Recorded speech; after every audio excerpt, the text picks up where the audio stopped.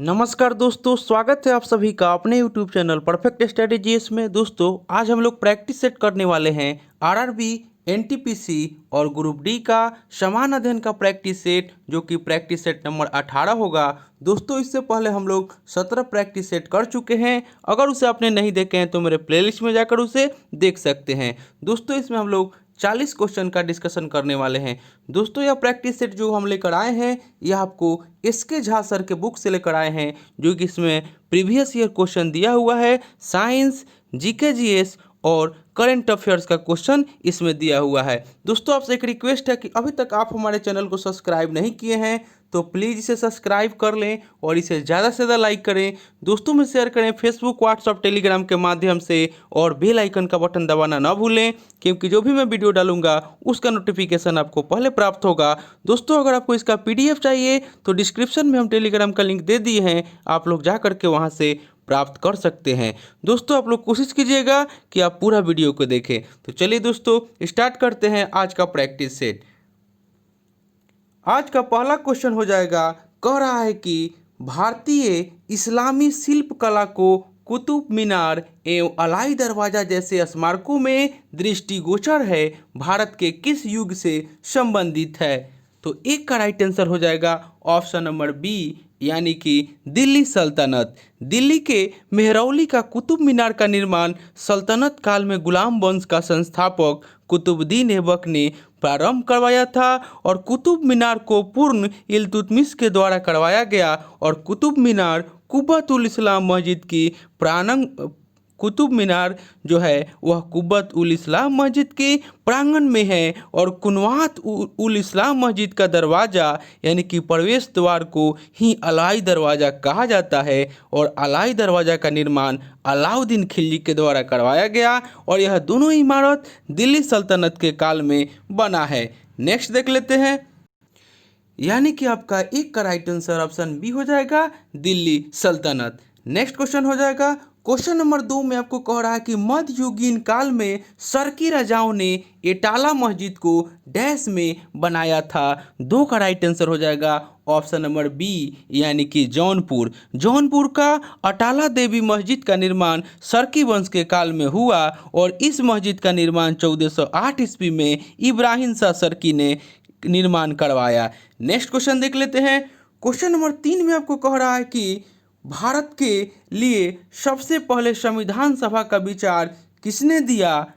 3 का right answer हो जाएगा ऑप्शन नंबर बी, यानी कि एम.एन. राय ने। सर्वप्रथम 1934 में एम.एन. राय यानी कि मानवेंद्र नाथ राय ने संविधान निर्माण के लिए संविधान सभा का गठन किए जाने की मांग किया, और ये सर्वप्रथम मोतीलाल नेहरू ने 1924 में भारत के लिए अलग संविधान की मांग किए थे, और 1938 में कांग्रेस की ओर से डॉक्टर राजेंद्र प्रसाद ने संविधान बनाए जाने की मांग किए थे, और 1922 में महात्मा गांधी ने कहा था कि भारतीय संविधान का निर्माण भारतीय के द्वारा किया जाना चाहिए।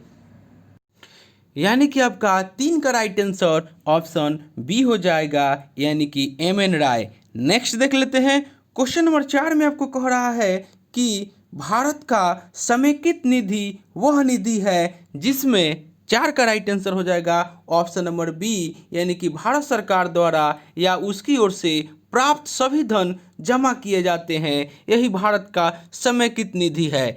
नेक्स्ट क्वेश्चन देख लेते हैं, क्वेश्चन नंबर 5 में आपको कह रहा है कि राष्ट्रीय विकास परिषद की स्थापना कब की गई? 5 का राइट आंसर हो जाएगा ऑप्शन नंबर सी, 1952 में। राष्ट्रीय विकास परिषद यानी कि एनडीसी की स्थापना 6 अगस्त 1952 को हुआ। एनडीसी एक गैर संवैधानिक संगठन है जिसका गठन मंत्रिमंडलीय आदेश से किया गया। नेक्स्ट क्वेश्चन देख लेते हैं, क्वेश्चन नंबर 6 में आपको कह रहा है कि जापान की राष्ट्रीय पोशाक कौन सी है? 6 का राइट आंसर हो जाएगा ऑप्शन नंबर डी, यानी कि किमोनो। जापान का राष्ट्रीय पोशाक या प्रारंभिक पोशाक को किमोनो के नाम से जाना जाता है, यानी कि ऑप्शन डी राइट आंसर हो जाएगा, किमोनो। नेक्स्ट क्वेश्चन देख लेते हैं, क्वेश्चन नंबर 7 में कह रहा है कि खैबर पास पाकिस्तान को किससे जोड़ता है? सात का राइट आंसर हो जाएगा ऑप्शन नंबर बी यानी कि अफगानिस्तान को। खैबर पास उत्तर पश्चिम पाकिस्तान और अफगानिस्तान को जोड़ता है और यह दर्रा पास हिंदू कुश का सफ़ेद कोह पर्वत श्रृंखला में स्थित है। नेक्स्ट क्वेश्चन देख लेते हैं। क्वेश्चन नंबर 8 में आपको कह रहा है कि भारत में जिप्सम और चांदी के अयस्क जो है, अयस्क का एक बड़ा हिस्सा डैश में निकाला जाता है। थोड़ा सा छोटा कर देते हैं। क्वेश्चन नंबर 8 में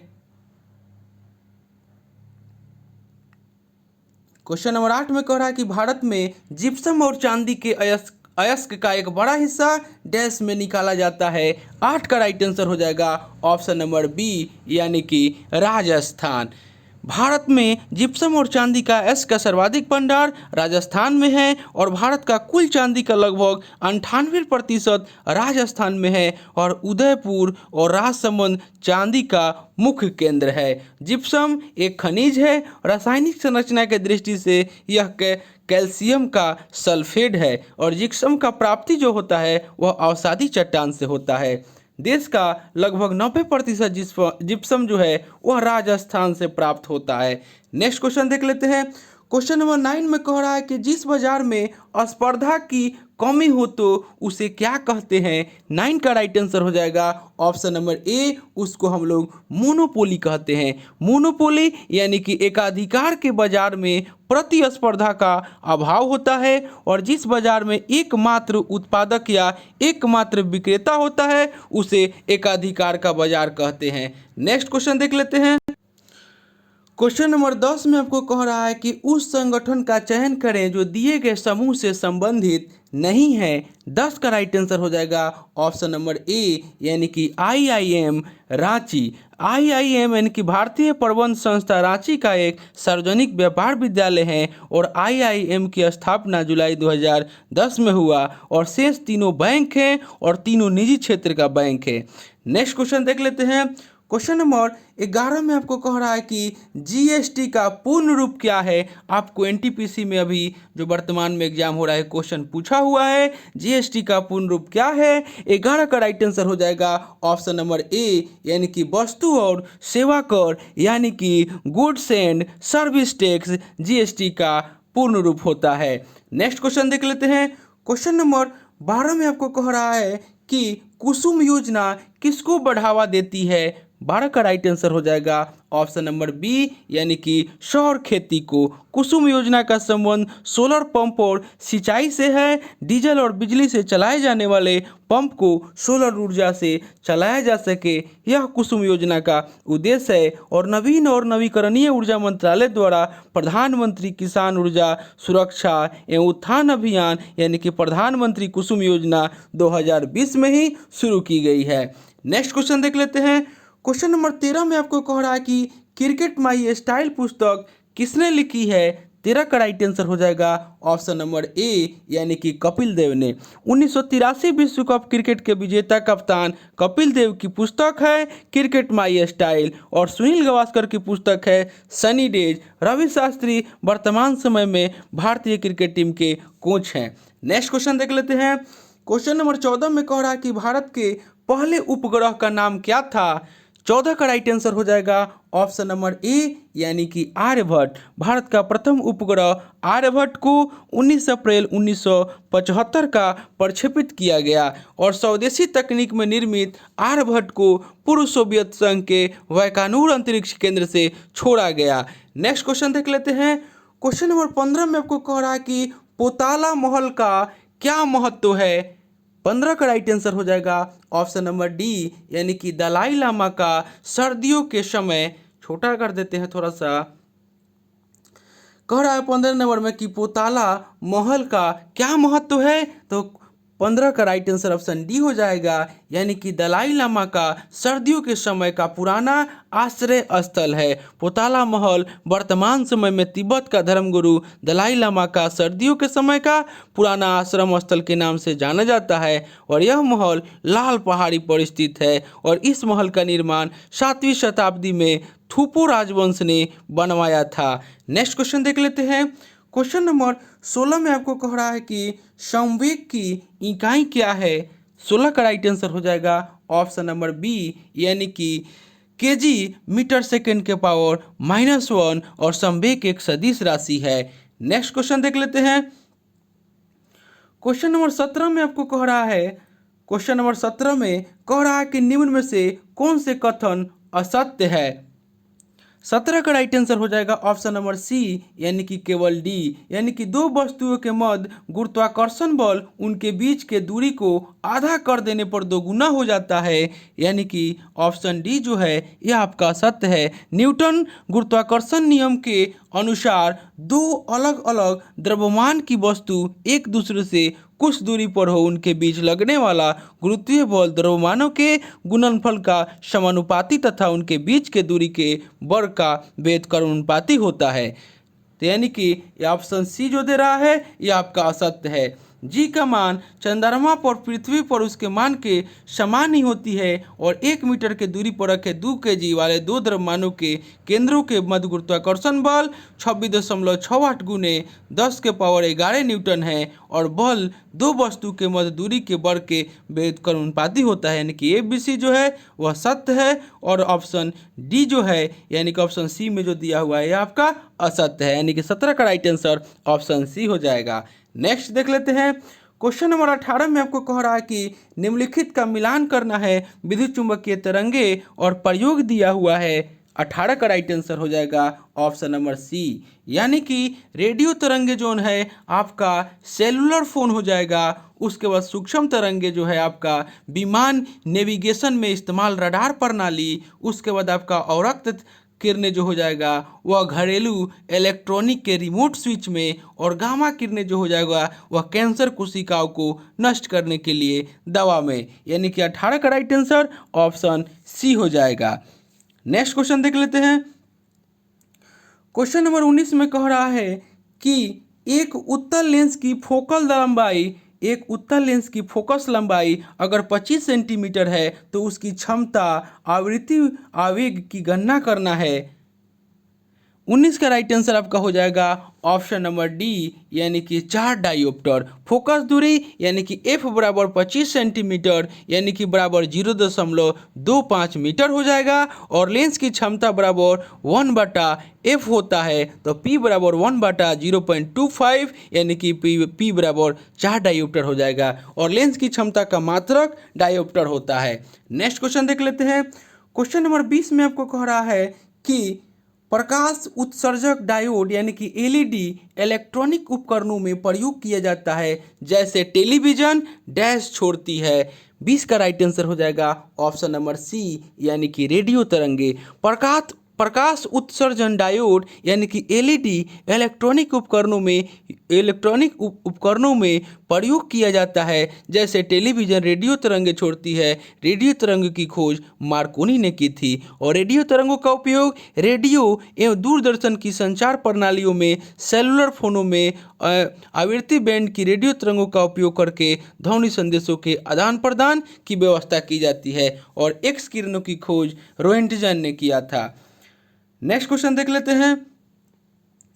क्वेश्चन नंबर 21 में कह रहा है कि निम्नलिखित में से कौन सा विषमांगी मिश्रण है। 21 का राइट आंसर हो जाएगा ऑप्शन नंबर डी यानी कि दूध जो है वो आपका विषमांगी मिश्रण है। नेक्स्ट क्वेश्चन देख लेते हैं। क्वेश्चन नंबर 22 में आपको कह रहा है,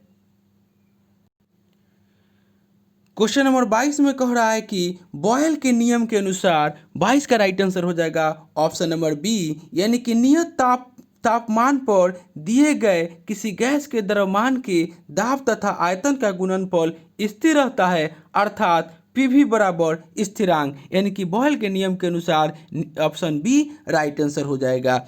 नेक्स्ट क्वेश्चन देख लेते हैं। क्वेश्चन नंबर 23 में आपको कह रहा है, क्वेश्चन नंबर 23 में कि HCFCS का विस्तार है। HCFCS का विस्तार है, यानी कि 23 का राइट आंसर हो जाएगा ऑप्शन नंबर बी यानी कि हाइड्रोक्लोरोफ्लोरोकार्बन। HCFCS हाइड्रोक्लोरोफ्लोरोकार्बन है, यानी कि ऑप्शन बी राइट आंसर हो जाएगा। नेक्स्ट क्वेश्चन देख लेते हैं। क्वेश्चन नंबर 24 में कह रहा है कि वह तत्व जिसके अणु में 3 संयुक्त इलेक्ट्रॉन होते हैं का उदाहरण है। 24 का राइट आंसर हो जाएगा ऑप्शन नंबर डी, यानी कि एल्युमिनियम। वह तत्व जिसके अणु में 3 संयुक्त इलेक्ट्रॉन होते हैं उन्हें, माफ कीजिएगा, उन्हें बोरॉन फैमिली थर्ड ए रखा गया है, और बोरॉन फैमिली थर्ड ए में आपको एल्युमिनियम आता है, यानी कि इसका right answer option D aluminium हो जाएगा। नेक्स्ट क्वेश्चन देख लेते हैं। क्वेश्चन नंबर 25 में कह रहा है कि मॉर्फोलॉजी क्या है।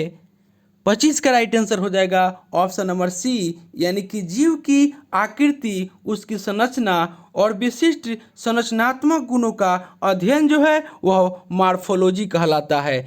नेक्स्ट क्वेश्चन देख लेते हैं।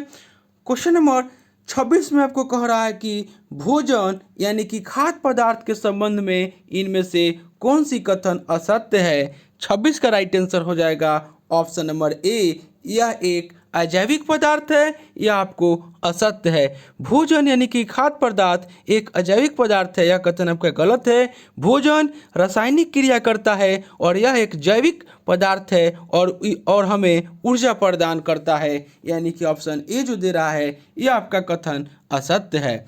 नेक्स्ट क्वेश्चन देख लेते हैं।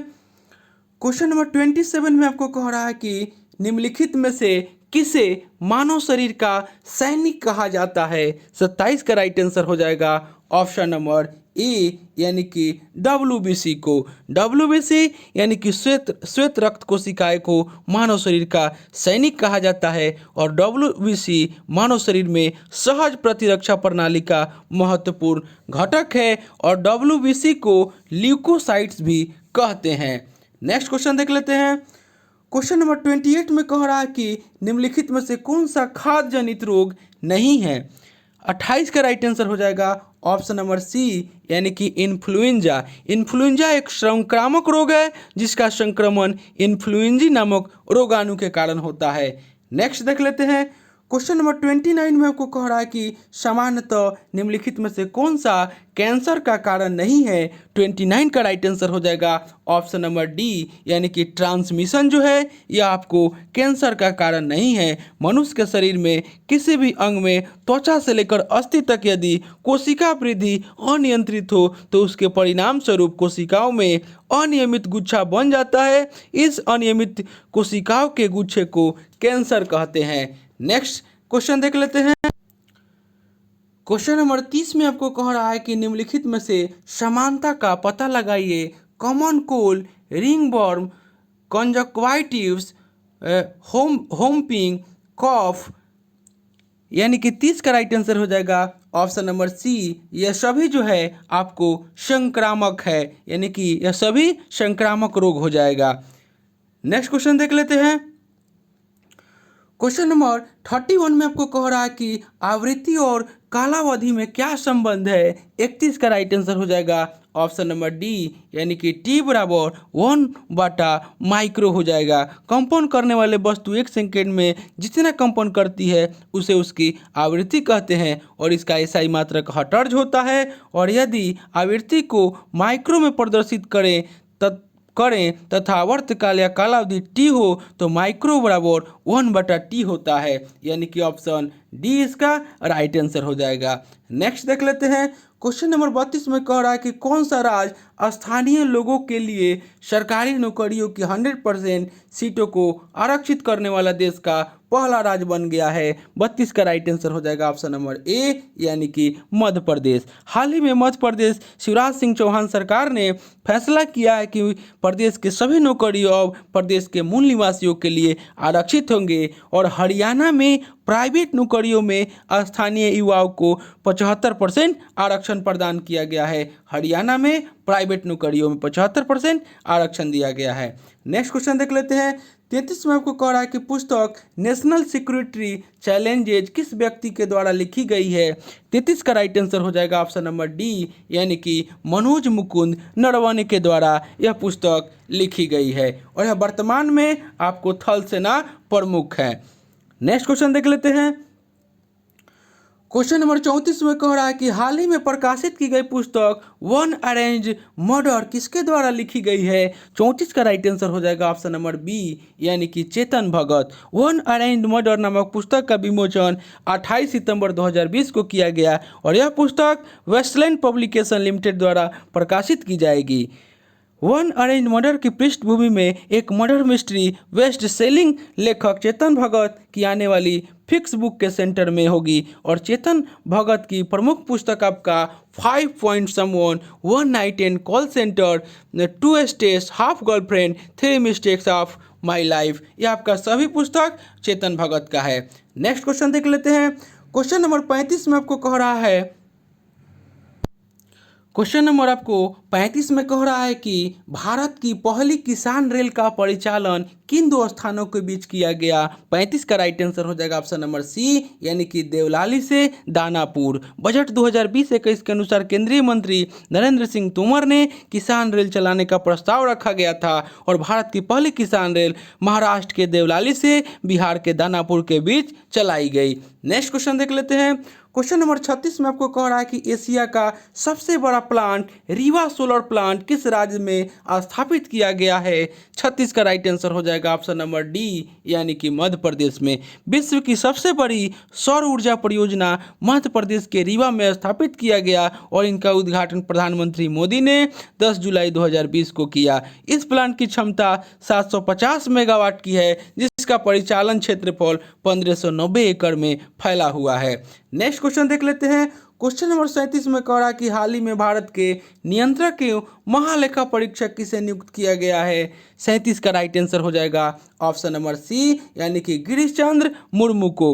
गिरीश चंद्र मुर्मू देश के नए नियंत्रक एवं महालेखा परीक्षक बन गए हैं। इससे पहले उन्होंने जम्मू कश्मीर के उपराज्यपाल के पद से इस्तीफा दिया था और यह आपको जम्मू कश्मीर के पहले उपराज्यपाल बने थे, यानी कि ऑप्शन सी राइट आंसर हो जाएगा 37 का।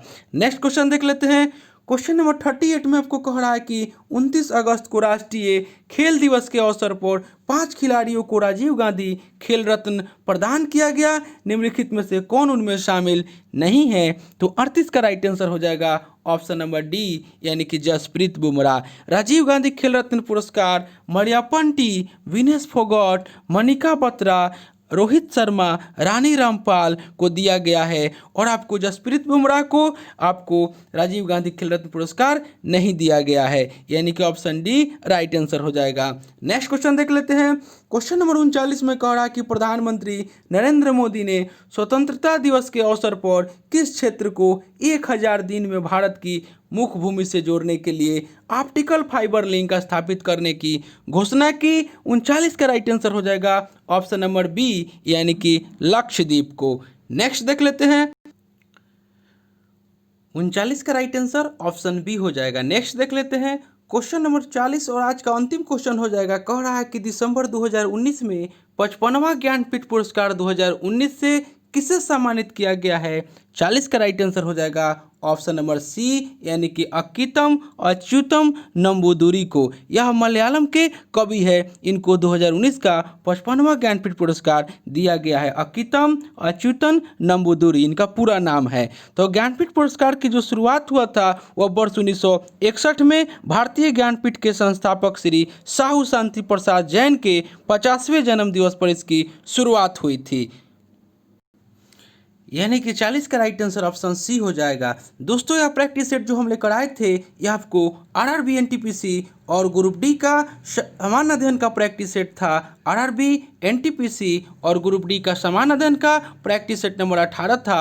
इससे पहले दोस्तों हम 17 प्रैक्टिस सेट करा चुके हैं। अगर उसे आपने नहीं देखे हैं तो मेरे प्लेलिस्ट में जाकर उसे देख सकते हैं। दोस्तों आपसे एक रिक्वेस्ट है कि अभी तक आप हमारे चैनल को सब्सक्राइब नहीं किए हैं, इसे सब्सक्राइब कर लें। दोस्तों आपसे एक रिक्वेस्ट है कि अभी तक आप हमारे चैनल को सब्सक्राइब नहीं किए हैं तो प्लीज़ इसे सब्सक्राइब कर लें और इसे ज़्यादा से ज़्यादा लाइक करें, दोस्तों में शेयर करें फेसबुक, व्हाट्सएप, टेलीग्राम के माध्यम से, और बेल आइकन का बटन दबाना ना भूलें, क्योंकि जो भी मैं वीडियो डालूंगा उसका नोटिफिकेशन आपको पहले प्राप्त होगा। और दोस्तों अगर आपको इसका PDF चाहिए तो डिस्क्रिप्शन में हम टेलीग्राम का लिंक दे दिए हैं, आप लोग जाकर के वहाँ से प्राप्त कर सकते हैं। दोस्तों कोशिश कीजिएगा कि आप पूरा वीडियो को देखें। तो चलिए दोस्तों मिलते हैं नेक्स्ट वीडियो में, तब तक के लिए धन्यवाद।